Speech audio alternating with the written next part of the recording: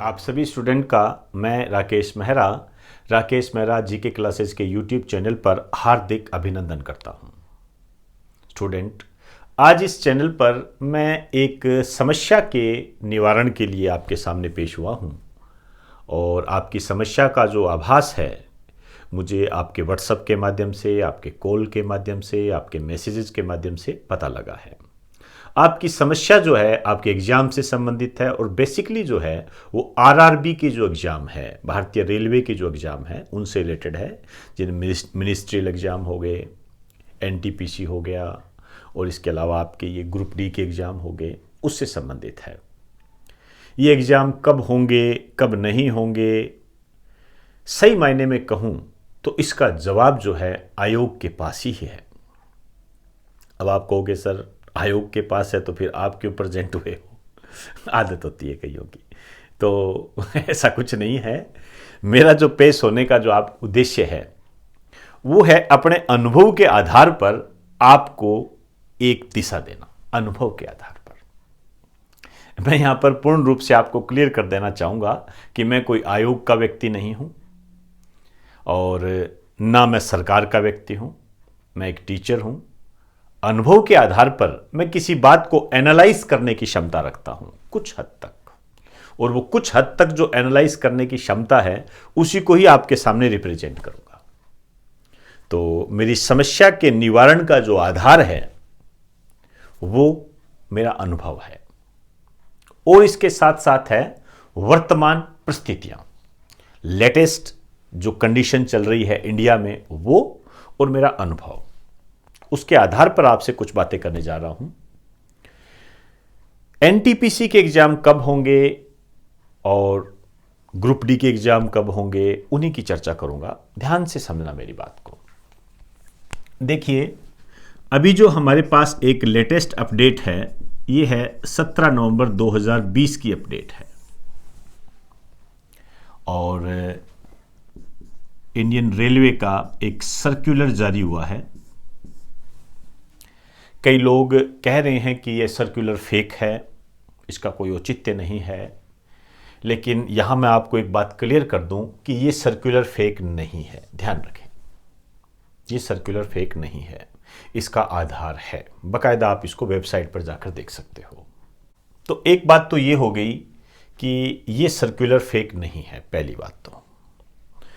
लेकिन इसका आधार क्या बताया गया है? इसके आधार में जो बातें हैं वो है कि 15 दिसंबर 2020 से एग्जाम प्रक्रिया चालू होगी। एग्जाम प्रक्रिया चालू होगी। कुछ बातें और भी बताई गई है, मैं उनकी बेसिक जो आधार है उसका मैं आपको बता दूंगा। देखिए, 15 दिसंबर से यदि ये एग्जाम कंडक्ट करवाते हैं, जो कि मेरे हिसाब से, मेरे अनुभव के आधार पर थोड़ा नामुमकिन सा लगता है। कारण है इसके। कारण क्या है?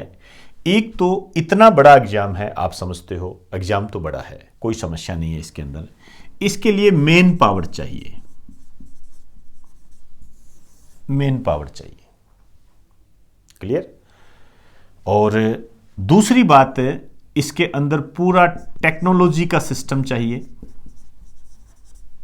पूरी टेक्नोलॉजी का सिस्टम चाहिए। चलो, टेक्नोलॉजी तो हम कवर कर सकते हैं, कोई बड़ी बात नहीं है, लेकिन मेन पावर, इसमें मुझे संदेह है। संदेह क्यों है?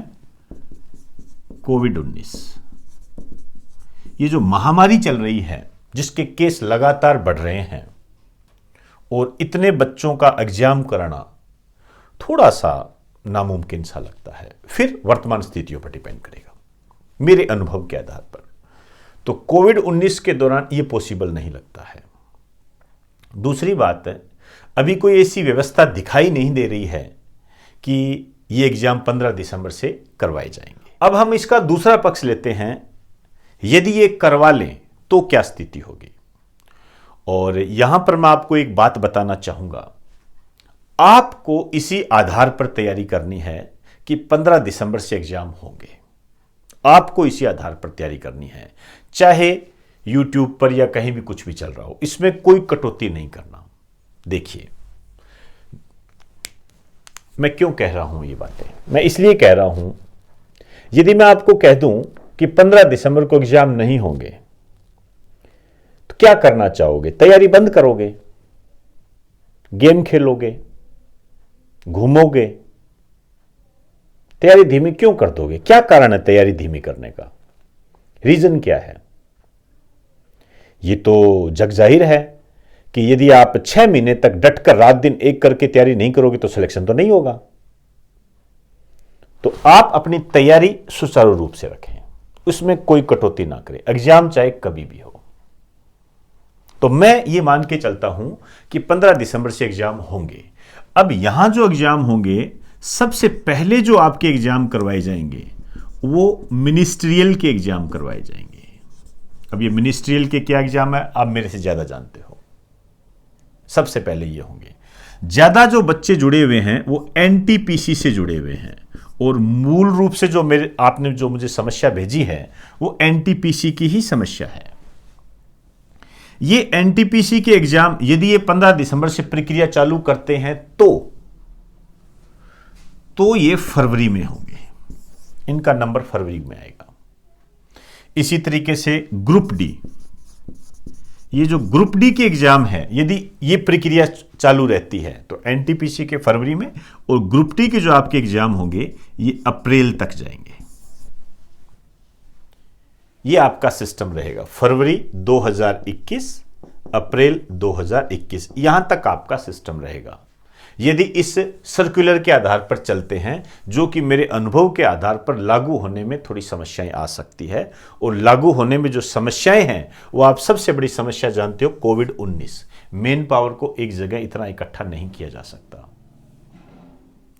सकता मेरे अनुभव के आधार पर, और जिस तरीके से अभी जो केसेस बढ़ रहे हैं उसके आधार पर यदि आप कहोगे तो मेरी बात की सत्यता प्रमाणित हो जाती है। दूसरी बात, अब हम कहें वर्तमान में जैसे स्कूल खुले, तो कई राज्यों ने स्कूल खोले थे तो बंद कर दिए। हालांकि यूपी ने कॉलेज विश्वविद्यालय खोलने की घोषणा भी कर दी है, कईयों ने 31 दिसंबर तक उसको टाल दिया। जब ये चीजें टाली जा रही है, और वो कोरोना वायरस के कारण है, इसके संक्रमण को रोकने से संबंधित है, सर्दियों में ये बढ़ रहा है, ऐसी बातें आप सुन रहे हो, इस कारण से ये एग्जाम थोड़े से पोस्टपोन हो सकते हैं। क्लियर हुई बात सारी? लेकिन वही बातें जो एक टीचर होने के नाते मुझे आपको कहनी है। पहली बात तो ये आयोग ही डिसाइड कर सकता है कि एग्जाम कब होंगे, और कोई टीचर, चाहे मैं क्यों ना हूं, चाहे कोई और क्यों ना हो, कोई डिसाइड नहीं कर सकता। ये प्रमाणिक बातें हैं। आपको जो भी मैं बात कह रहा हूं वो अनुभव के आधार पर कह रहा हूं, लेकिन यहां पर आपको ये बात जरूर कहना चाहूंगा कि आप अपनी तैयारी को तेज धार देते रहे, तैयारी में कोई कमी ना करें। उसको तो आप इस तरीके से लेके चलिए कि मेरा अगले दिन एग्जाम है, इस तरीके से तैयार करें, तभी आप इसको क्लियर कर सकते हो। नहीं तो कंपटीशन के युग में किसी एग्जाम को क्लियर कर सकते हो यदि आप ये कहते हो कि मैं 2 महीने की तैयारी करके क्लियर कर दूं, मुझे तो लगता नहीं है। आपको लगता है तो आप कर सकते हो। हाँ, यदि आप में जज्बा है, डेडिकेशन है, और आप मजबूती के साथ डटे रहते हो, फुल कॉन्फिडेंस के साथ डटे रहते हो, तो 2 महीने क्या 1 महीने में भी एग्जाम क्लियर कर सकते हो। लेकिन ऐसी संभावनाएं मैंने कम देखी है, वो बिरले ही बच्चे होते हैं। यदि आप उन बिरले बच्चों में आते हो तो ये आपका सौभाग्य तो है ही, मेरा आपसे ही बड़ा सौभाग्य मानूंगा मैं।